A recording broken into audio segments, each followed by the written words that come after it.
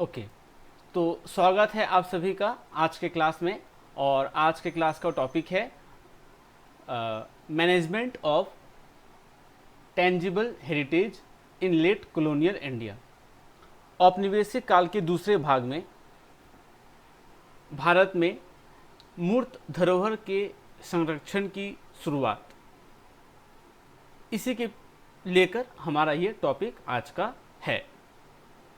तो इस क्लास को करने की कोशिश हम पिछले 2 दिनों से कर रहे हैं, लेकिन हम इस गूगल मीट के क्लास को यूट्यूब लाइव में लाइव ब्रॉडकास्ट नहीं कर पाए। लेकिन इस दिशा में मैं अग्रसर हूँ और बहुत ही जल्दी गूगल मीट में ये जो हमारा क्लास हो रहा है इसे हम ब्रॉडकास्ट कर पाएंगे यूट्यूब लाइव में। तो हम लोगों ने पिछले क्लास में देखा था कि भारत के धरोहरों का सबसे पहले वैज्ञानिक ढंग से अध्ययन कब शुरू हुआ था। तो हमने ये पाया था कि जो प्राच्यवादी विद्वान हैं, जैसे कि विलियम जोन्स, और तत्कालीन विद्वान जो कि विलियम जोन्स के साथ भारत के ऊपर, भारत को लेकर शोध पे जोर दे रहे थे। और 1784 में एशियाटिक सोसाइटी की स्थापना जब कलकत्ता में हुई, उसके बाद एक संस्थागत ढंग से भारत को लेकर अध्ययन की शुरुआत होती है।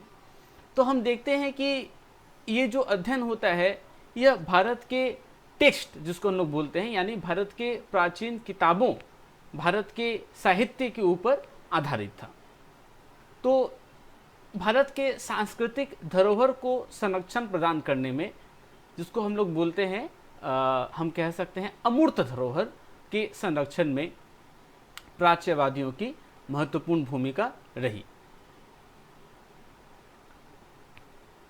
शायद आज वीडियो में थोड़ा प्रॉब्लम हो रहा है, अगर हो रहा है तो आप लोग बताओ।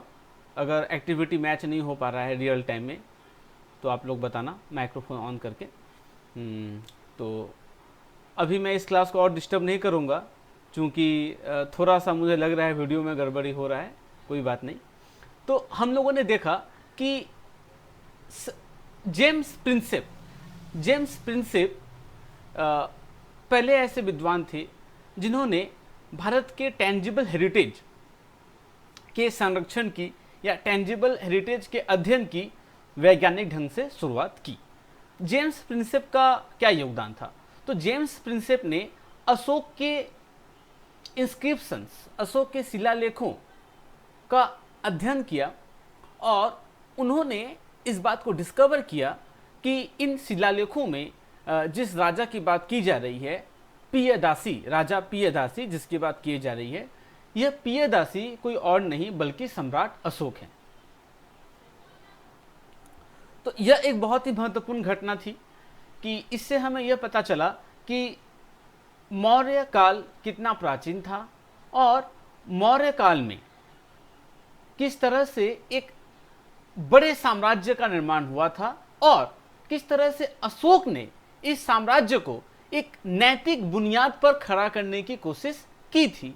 तो यह एक बहुत ही इंपॉर्टेंट डिस्कवरी जेम्स प्रिंसेप का था, यह हमें मानना पड़ेगा। जेम्स प्रिंसेप के बाद और भी विद्वानों ने महत्वपूर्ण रोल प्ले किया, महत्वपूर्ण भूमिका का निर्वाह किया।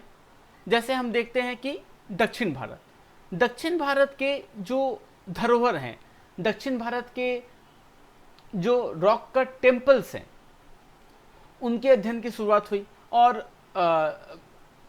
दक्षिण भारत के इतिहास को समझने में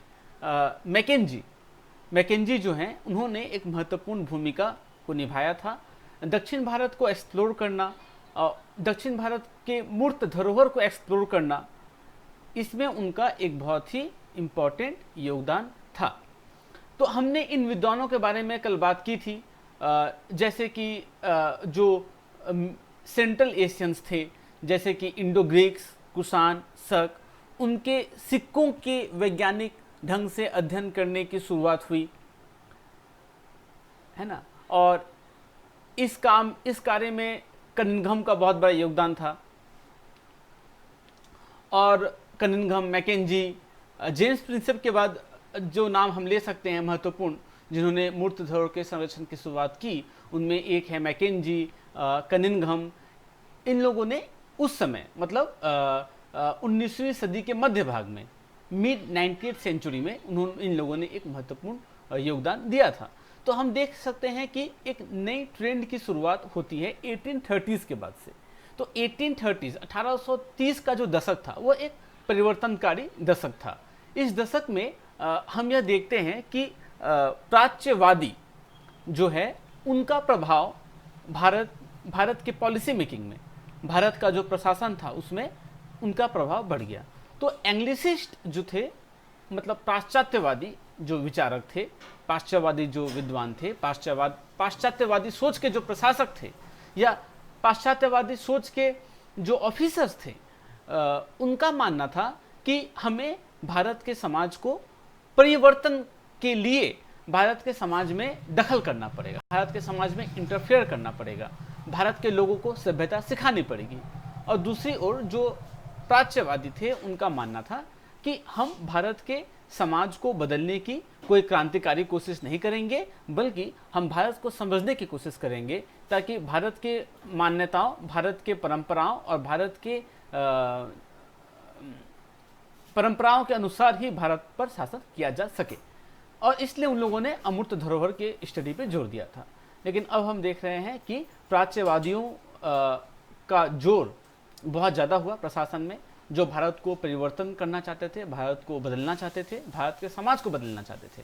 और इन पाश्चात्यवादियों ने इस बात पे जोर दिया कि भारत को अगर समझना है तो भारत के मूर्त धरोहर को समझना पड़ेगा, भारत के मंदिरों को समझना पड़ेगा, भारत के इंस्क्रिप्शंस, भारत के जो शिलालेख हैं उसको पढ़ना पड़ेगा, सिक्काओं को रीडिस्कवर करना पड़ेगा, सिक्काओं का रीइंटरप्रिटेशन करना पड़ेगा। सिर्फ साहित्य पढ़ने से नहीं होगा, क्योंकि साहित्य में जो भारत है वह प्राचीन काल का भारत था और आधुनिक भारत जो है वो बिल्कुल ही असभ्य है। तो भारत की किताबों में ज़्यादा कुछ नहीं है जो हमें पढ़ के हम जान पाएँ, और इसलिए वो चाहते थे कि भारत के जो हेरिटेज हैं, जो मतलब जो टेंजिबल हेरिटेज है, जो मूर्त धरोहर है, उसको स्टडी किया जा सके और इस बात को साबित किया जा सके कि प्राचीन भारत का जो भारत था वह भारत कैसा था और उस भारत को अंग्रेजी शासन की जरूरत क्यों पड़ी। जो जैसे कि प्राचीन काल का जो भारत था वो उस भारत में लोकतांत्रिक व्यवस्था नहीं थी। उस भारत में ओरिएंटलिस्ट डेस्पोटिज्म, ओरिएंटल डेस्पोटिज्म, वो लोग इस वर्ड का यूज करते हैं। ओरिएंटल डेस्पोटिज्म का मतलब होता है